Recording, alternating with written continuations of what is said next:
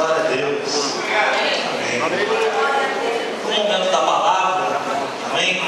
No momento de sermos edificados pela palavra de Deus, prepare o seu coração, seu espírito, para receber a revelação do Senhor nessa manhã. Amém? Eu quero chamar o pastor André aqui. Gostaria de chamar a pastora Eliane para estar orando pela vida do pastor André, abençoando o homem de Deus que vai trazer a palavra do Senhor para as nossas vidas nessa manhã. Permaneça sentado mesmo. Só estenda sua mão para cá, por gentileza. Pai querido e Pai amado, nós te louvamos, Senhor, e te agradecemos por este dia, Senhor. Te agradecemos, Senhor, pelo privilégio de estarmos na Tua casa de oração, te glorificando, Senhor, te exaltando, ó Pai querido, declarando, Senhor, diante do mundo físico e do mundo espiritual, que Tu és o nosso Senhor e Salvador. Senhor, neste momento nós colocamos diante de Ti o Teu Filho amado, Senhor, que está, ó Pai querido, com a responsabilidade, Senhor, mas também com este grande privilégio de trazer a Tua palavra à nossa mente, ao nosso coração. Senhor, que não seja Ele a falar, mas que seja o Teu Espírito, o Espírito Santo do Senhor. Senhor, usa o Teu Filho, Pai, nesta manhã como boca, Senhor, de profeta nesta terra, Senhor, para repreender, Senhor, tudo aquilo que não provém do Teu trono de graça e de poder, e para declarar que a Tua palavra, Senhor, é a que cura, que salva, que liberta e que transforma. Que a Tua palavra, Senhor, encontre corações e mentes abertos, Senhor, para verdadeiramente produzir aquilo, Senhor, que Tu já gerou no Teu coração para o Teu povo nesta manhã. Esta oração, Senhor, que Te fazemos no nome de Jesus, já agradecidos. Amém. Glória a Deus, a paz do Senhor Jesus. Amém. A irmã mencionou na oração a palavra privilégio. Privilégio de estarmos aqui. O privilégio de pregar a palavra de Deus. A pastora Marisol também mencionou da alegria de ser metodista. Alegria que Deus também me concedeu há 23 anos. Eu estou dizendo isso porque nessa manhã a gente tem o privilégio de meditar em algo que talvez está caindo em desuso na vida e no dia a dia da igreja, que é cruz. E hoje não tem tema melhor para ser abordado, para ser falado, que o tema da cruz. E eu louvo a Deus por ser metodista, por ser uma igreja séria e uma igreja que tem compromisso com a mensagem da cruz. Somos um povo que tem compromisso com a mensagem da cruz. Essa cruz faz parte do nosso dia a dia. Essa cruz faz parte da nossa vida em todo o tempo. E eu quero, pela graça e pela misericórdia de Deus, considerar alguns temas, sem, claro, esgotar toda a riqueza, todo o conteúdo que o tema cruz nos traz, e para a gente embasar na palavra, porque o que interessa é a palavra. Eu quero convidar a igreja para lermos 2 textos.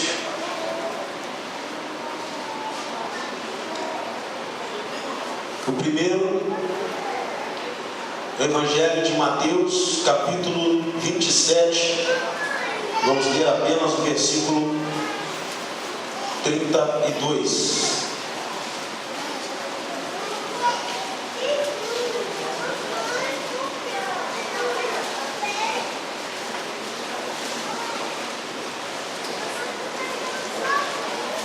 Amém?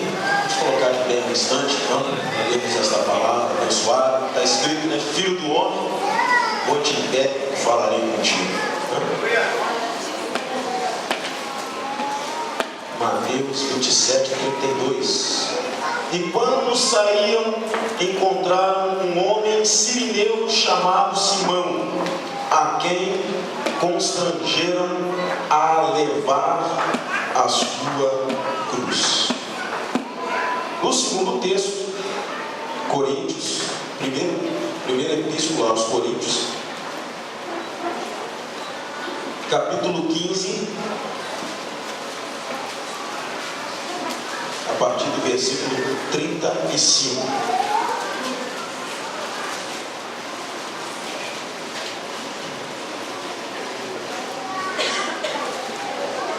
Primeira epístola de Paulo aos Coríntios, capítulo 15, a partir de 35. Mas alguém dirá: como ressuscitarão os mortos? E com que corpo virão? Insensato, o que tu semeia não é vivificado se primeiro não morrer. E quando semeias, não semeias o corpo que há de nascer, mas o simples grão, como de trigo ou de outra qualquer semente. Mas Deus dá o corpo como quer, e cada semente a seu próprio corpo. Nem toda a carne é a mesma carne, mas uma é a carne dos homens, outra é a carne dos animais, e outra dos peixes, e outra das aves, e há corpos celestes e corpos terrestres, mas uma é a glória dos celestes e outra a dos terrestres, uma é a glória do sol, outra a glória da lua, outra a glória das estrelas, porque uma estrela difere em glória de outra estrela. Assim também a ressurreição dos mortos. Semeia-se corpo em corrupção, ressuscitará em incorrupção. Semeia-se em ignomínia, ressuscitará em glória. Semeia-se em fraqueza, ressuscitará em vigor. Semeia-se corpo animal, ressuscitará corpo espiritual. Se há corpo animal, há também corpo espiritual.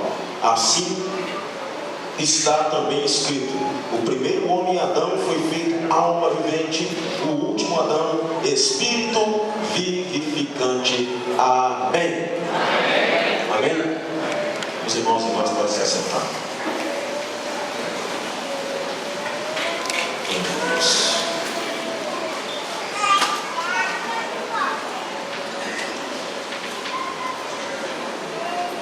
Em primeiro lugar, eu gostaria de destacar qual o porquê da cruz. E aí, claro, nós vamos relembrar alguns temas da teologia clássica, teologia a respeito da salvação. O porquê da cruz se faz por causa do pecado. A cruz vem corrigir o erro. A cruz vem corrigir o desejo do homem de ser independente, o desejo do homem de ser Deus. A cruz vem corrigir o erro em que o homem caiu por indução do diabo, do pecado que aprisiona, do pecado que separa, do pecado que estabelece o horror, o terror. Nós temos visto que essa sociedade tem padecido, e quando nós olhamos ao longo da história, nós podemos perceber a ação do pecado limitando o homem, feito à imagem e semelhança de Deus, com tanto potencial, com tanta riqueza, mas que não consegue estabelecer um reino justo, não consegue estabelecer relações fraternas. De uma sociedade que infelizmente acredita poder estabelecer a paz fazendo guerra. O pecado é uma realidade. Embora muitos infelizmente tentem negar, o pecado é uma realidade. E somente a cruz pode resolver o problema do pecado na história da humanidade. Uma outra questão é que o pecado traz para a terra juízo e condenação. O pecado tem as suas consequências. E o pecado, ao seu final, ele produz morte. A palavra de Deus nos garante isso. Severa que isso é uma realidade. Há caminhos que ao homem parecem direito, mas o fim deles são caminhos de morte. E esse é um engodo do pecado, porque ele faz com que caminhos aparentemente bons e certos acabem se tornando caminhos de morte, caminho de perda.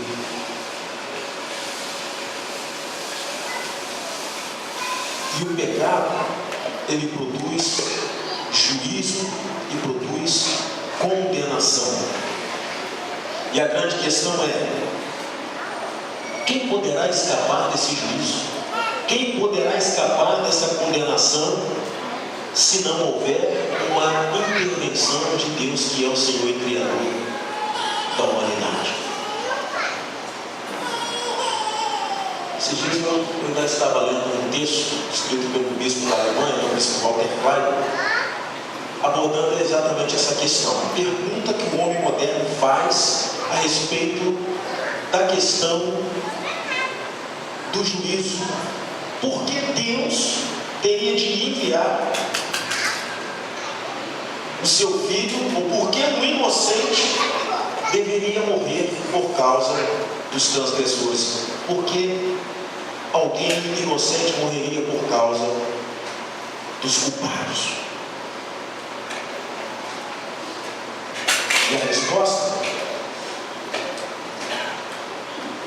é que Deus não poderia deixar de intervir nessa situação. Deus não poderia deixar de intervir nessa questão, uma vez que, em primeiro lugar, o homem não tem em si mesmo as condições para superar sua situação de pecado. O pecado escraviza. E o escravo, ele não pode libertar a si mesmo. A segunda questão é que Deus, e somente Ele, poderia, e aí eu vou usar uma palavra então da ciência, poderia trazer um antídoto para resolver essa questão do pecado. O apóstolo Pedro resume dizendo o seguinte: que nós não fomos comprados com ouro e nem com prata da nossa vil maneira de andar, mas pelo sangue como que de um cordeiro imaculado. Não havia recurso, não podia ser com ouro, não podia, toda a prata, todo o ouro do universo não seriam suficientes para pagar o preço pelo pecado, de resgatar o homem das mãos do seu opressor, de resgatar o homem das mãos de Satanás. Por isso, a cruz se fez necessária.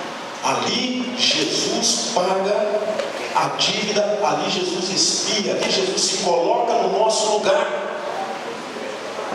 Ali, Jesus, glória a Deus, Paulo, cancela a cédula que era contra nós. O sangue no mundo espiritual é moeda. O sangue no mundo espiritual é moeda. Havia uma dívida, uma exigência, um credor, mas glória a Deus, Deus proveu um remidor. E Ele pagou o preço. E uma outra questão, dentro do porquê da cruz, está exatamente a questão da reconciliação e da salvação. Glória a Deus. E o que eu quero destacar aqui é que reconciliação, ela aconteceu porque Deus via a possibilidade dela acontecer. Glória a Deus. A reconciliação é a mensagem de que não está tudo perdido. Que para o homem há uma possibilidade, há uma porta aberta. Os anjos que se rebelaram contra Deus não têm essa chance, mas aos homens é dada a oportunidade. E aí nós lembramos também que a nossa herança metodista traz consigo essa ideia da redenção, que Wesley acreditava que o homem pecou, mas o homem tem um Salvador e o homem pode ser salvo. E não há ser humano nessa terra que não tenha uma chance, uma oportunidade de arrependimento e de ter a sua história reescrita com tinta de sangue, reescrita pelo poder do nome e da graça de Jesus Cristo, pelo sacrifício feito na cruz. Porque na cruz então se faz necessário, recapitulando, por causa do pecado, por causa de um juízo iminente, mas também de uma possibilidade de reconciliação. Glória a Deus.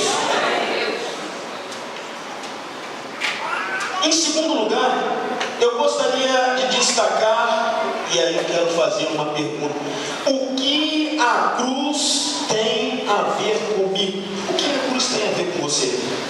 O que a cruz tem a ver com cada um de nós? Em primeiro lugar, a cruz, já disse aqui, eu quero reiterar, ela me absolve do juízo. E nós podemos glorificar a Deus, porque naquele grande dia, sem a cruz, nós teríamos que nos justificar diante de Deus, e nós não poderíamos advogar a nossa própria causa. E Deus proveu um advogado, e Deus nos traz paz, quando João declara que temos advogado junto a Deus. Louvado seja o nome do Senhor, porque alguém justo e um advogado competente já advogou a minha causa. Eu tenho, e glória a Deus, eu creio que você também pode dizer, que não há mais condenação sobre nós. Nenhuma condenação há para os que estão em Cristo Jesus, nenhuma condenação há para aqueles que já se renderam ao projeto da cruz. Louvado seja o nome do Senhor. A cruz me liberta do pecado e a cruz me liberta do diabo. Nós precisamos, irmãos e irmãs, a cada dia crer e tomar posse dessa verdade. O que nós cantamos aqui precisa ser realmente crido e vivido. Nós somos livres. Somos livres. Nós somos livres.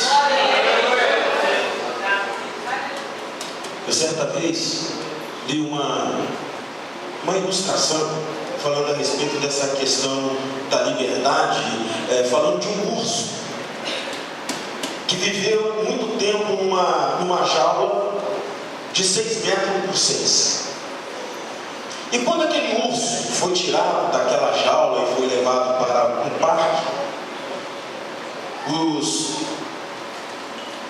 cuidadores do parque, as pessoas que estavam acompanhando a readaptação daquele urso, repararam uma coisa: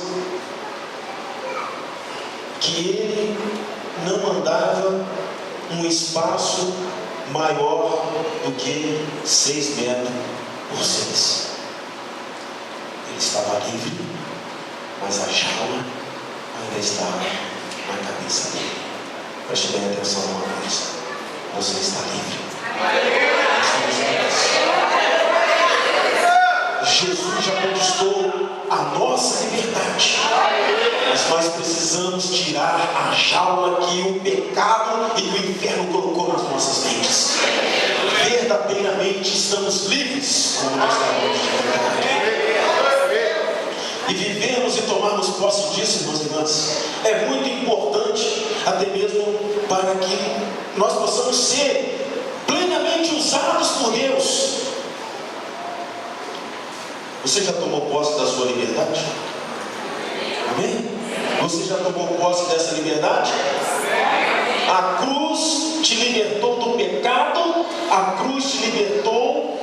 diabo. O diabo, ele muitas das vezes quer insistir em dizer que ele ainda tem controle sobre a sua vida, tem controle sobre situações. Quem sabe você teve uma vida pregressa, marcada por muitas coisas que desagradavam a Deus, por cadeias, por grilhões, e vez por outra o diabo quer te acusar, o diabo quer apontar, o diabo quer tentar te seduzir, te levar para aquele meio ou para aquela prática que você fazia. Mas em nome de Jesus, faça como Lutero, joga a tinta na cara dele, diga: eu sou livre. Diga: tudo posso naquele que me fortalece.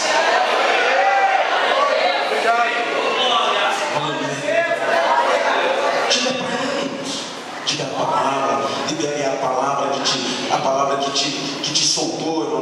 Libere a palavra que quebrou os correntes e as grilhões na sua vida. Você é livre. E viva como alguém que é livre, para a glória de Deus. A cruz me garante, glória a Deus, acesso a um lugar que outrora era restrito. A cruz me garante acesso ao Santo dos Santos. A cruz me garante acesso à presença de Deus. Aleluia. Querido pastor, no momento da oferta fez menção disso aqui. Glória a Deus. Havia uma restrição, e somente o sumo sacerdote podia entrar no lugar santíssimo, no lugar onde estava a arca, e a arca representava o quê? A presença de Deus. Aquele era um lugar restrito, aquele era um lugar que tinha exigências severas para poder entrar. O sacerdote entrava ali uma vez por ano e tinha que passar por um ritual muito criterioso para não entrar naquele lugar em pecado. Mas quando lá na cruz o Filho do Homem bradou: está consumado. O que foi que aconteceu lá no templo? O véu se rasgou de alto a baixo. Amém, irmão? O véu se rasgou de alto a baixo, ou seja, ali estava sinalizado que Deus estava rompendo com todas as barreiras, e ali Deus estava acolhendo a todo e qualquer homem que quisesse entrar e fluir a sua presença. Aleluia. A cruz nos garante acesso a um lugar outrora restrito. Não há restrição. Todo e qualquer homem e mulher, diz a palavra lá em Hebreus, que se chegue com ousadia na presença do Senhor, esse verá a face dele. Não há, em nome de Jesus, não há restrição para você.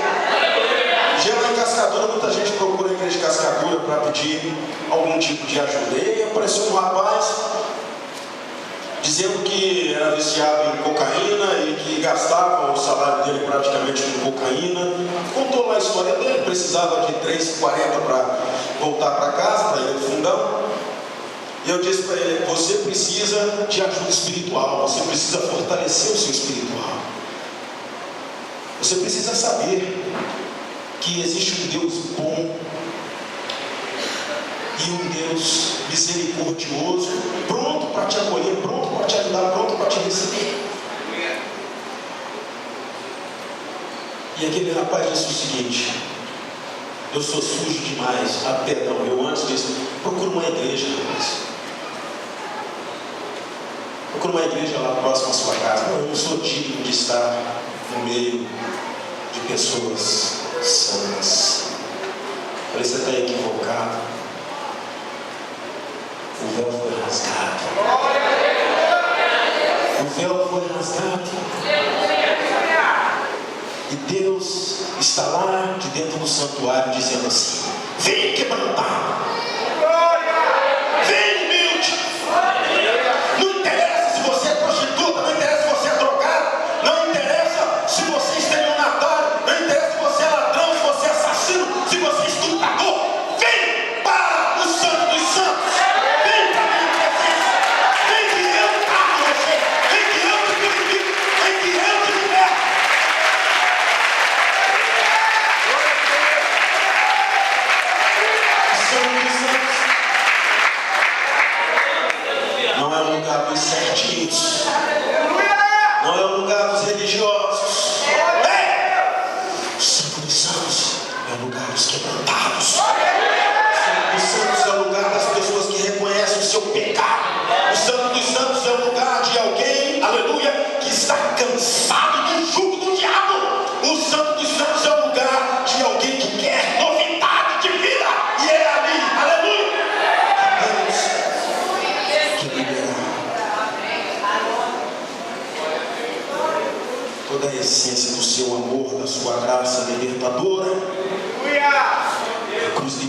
diabo.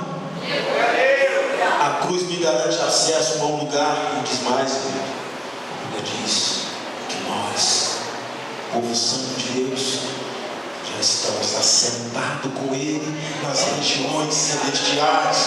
Nós podemos entrar no Santo dos Santos e temos um lugar junto ao trono de Deus, irmãos, para governar essa nação, para junto com Ele estabelecer o governo dos justos. Glória a Deus. Por último, de falar sobre a cruz, isso eu quero enfatizar um pouco mais, de falar sobre a cruz como a pedra fundamental do novo de Deus.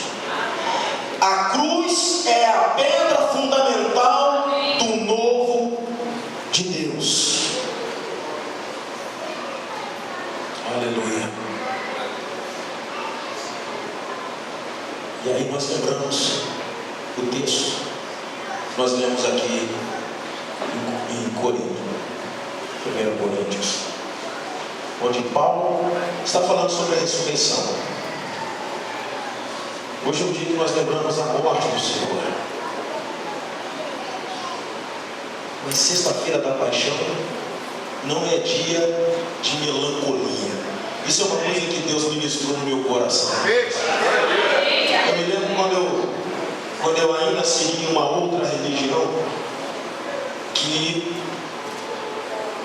esse dia era relembrado com uma teatralização, é uma coisa até interessante, onde as pessoas perfaziam, né, um grupo refazia os últimos momentos do Senhor.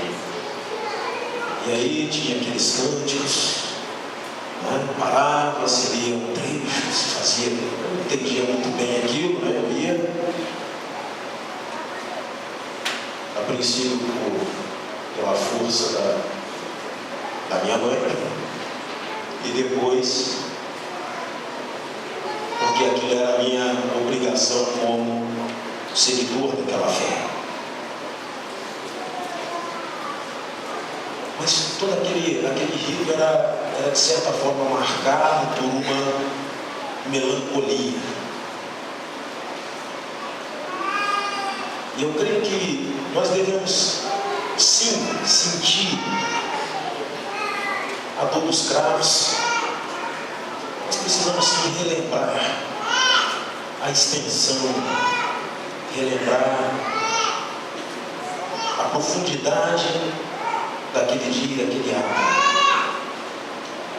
Mas Deus me ministrou algo no meu coração, de que a cruz é a pedra fundamental do novo de Deus. Portanto, a cruz não é um momento melancólico ali, não é a celebração de derrota, mas ali Deus estava instaurando algo novo. Ali Deus estava instaurando uma nova Israel. Uma nova Israel. Nós, o apóstolo Paulo, lá em Gálatas, fala a respeito disso. A igreja, o povo de Deus, os lavados e remidos no sangue de Jesus, constituem essa semente de Abraão expandida. Ali Deus estava levantando um povo para ser povo santo, para ser um povo justo, para ser um povo